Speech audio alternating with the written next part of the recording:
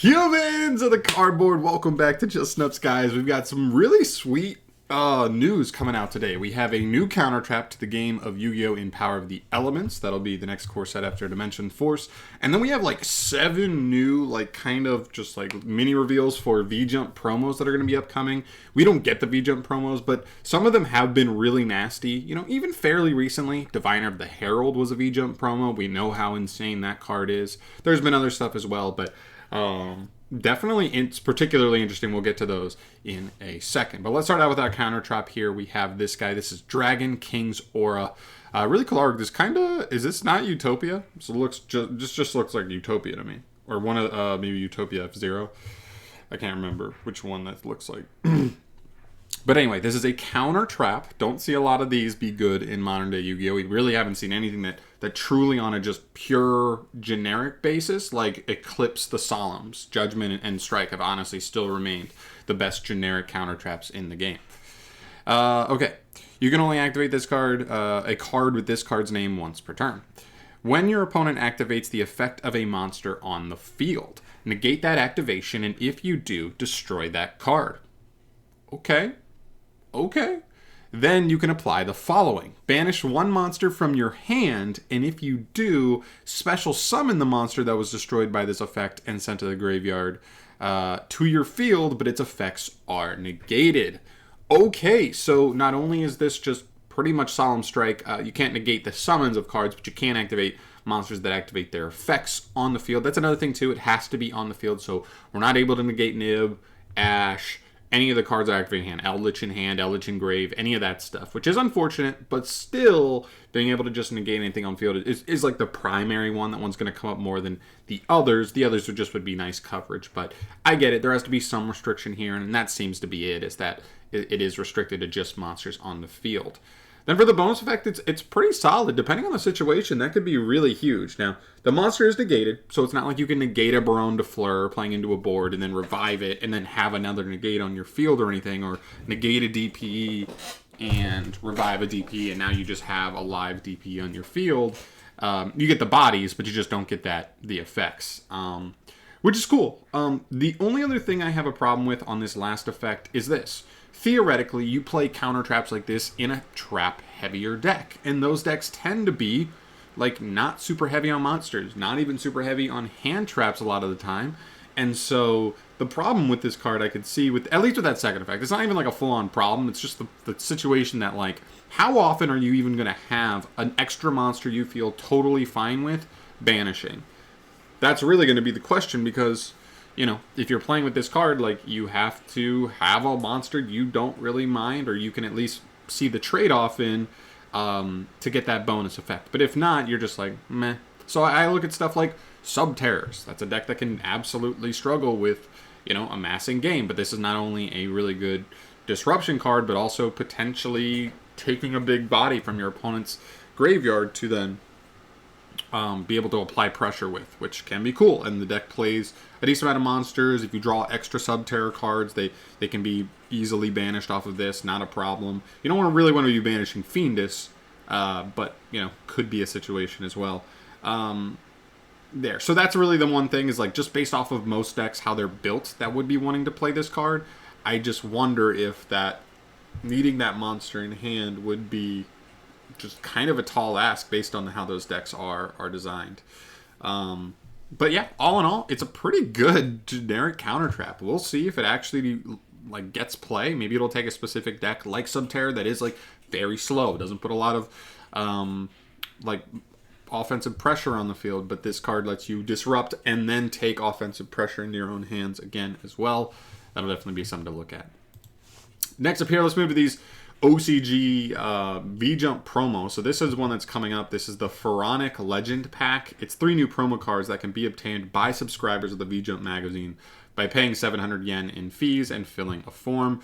The first one here is Pharaonic Advent. So this is Pharaoh type stuff. Very cool.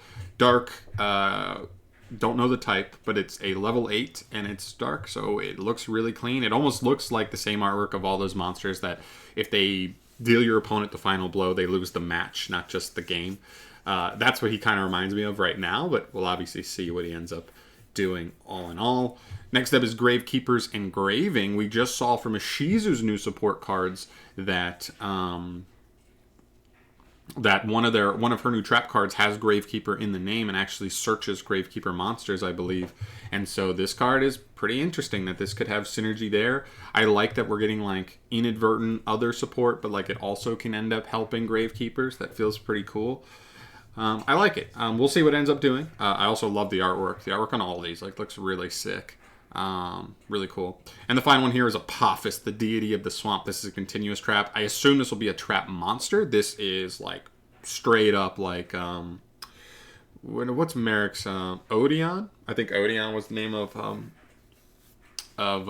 Merrick's like pawn guy, whatever, his helper man that used like the trap monsters. Hopefully this is really good. We saw like Azarune trap monster like a year or two ago. It's actually not a terrible card.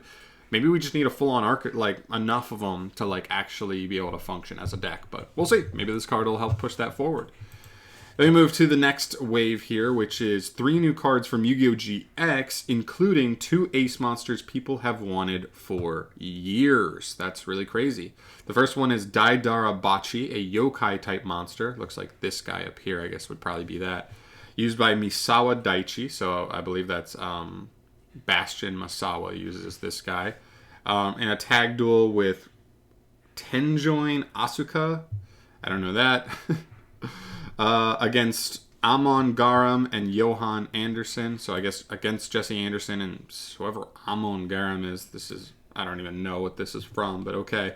Its effects in the manga it couldn't be special summoned, and it gained 200 attack for each yokai on the field. Yokais have been translated in the OCG as zombie monsters. Okay, so it could be just like a big zombie support card. We've been seeing a good amount of zombie support. Hopefully it's not horrible. Next up is Queen Butterfly Danaus, a level 8 insect used by the manga version of Jesse Anderson, I guess, in a duel against Marufuji Sho that had a quick effect that could make its attack 0 to let 3 level 4 lower insect monsters be special summoned for the graveyard. Yo, that's insane. As long as this card can get on the field pretty easily, like that could be an insane insect extender. Just summon back 3. If you summon back a Residence, you get to search again. This could be searchable off Residence. Summon it fairly easily, maybe with the additional normal summon of Armor Horn. Then revive 3, including the Resonance Engraved, to get another search when it's linked off again. That could be pretty insane, definitely. And Wish Dragon, a low-level dragon used by Manjome Jun that could tribute itself to summon 2 dragon tokens. That actually doesn't seem bad at all. For dragons, I mean, that could be normal summonable because it plays around, hand traps and stuff to just get you into a spheres at least. That's pretty cool. Definitely. Very cool. Sound pretty good. I don't remember these cards. I never really read the manga, whatever, but like they sound like they have potential. It just depends if, Konami knows, right? They can either make them manga cards or they can make them like manga cards that have been updated to actually be relevant. And they all seem pretty generic for like dragons, zombies, and insects. So hopefully they come through there. And the final card here, the actual like very next V-Jump promo we're going to get is this guy. It's a new Earth Fairy to add to your trap-related strategy. So just like it says here, the name is Karudan the Great Sage. He even looks like some of the new cards from Ishizu's new cards. Like he kind of just fits that design. And of course, they always give a little bit of information with these. It comes with this guy. He's a level 4 Earth Fairy with an effect related to continuous traps. So we will see what happens there, but like maybe a deck that wants to play a lot of floodgates or, stuff like that. And this guy has really good protection effects. Maybe it has something like Weather Painter Thundery, like send a continuous trap to your grave to like set another one. That would be really interesting. But we'll see. And it's also an Earth Fairy, so obviously synergy with the Shizu stuff and Vernalizer Fairies. But all in all, seems cool. We will see. So a lot of V-Jump promo stuff coming up here. Hopefully they end up being good. I mean, I want to see some more stuff that is closer to the level of Herald of or Diviner of the Herald instead of some of the other ones we've seen that have just been like so mediocre. They would have been mediocre 5 years ago.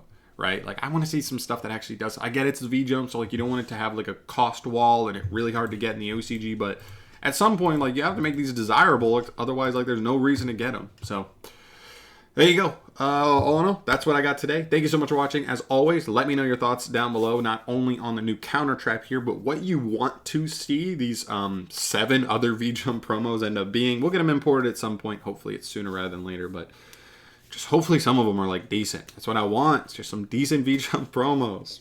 But anyway, I'm out of here. Thanks for watching. I'll see you in the next one. Peace.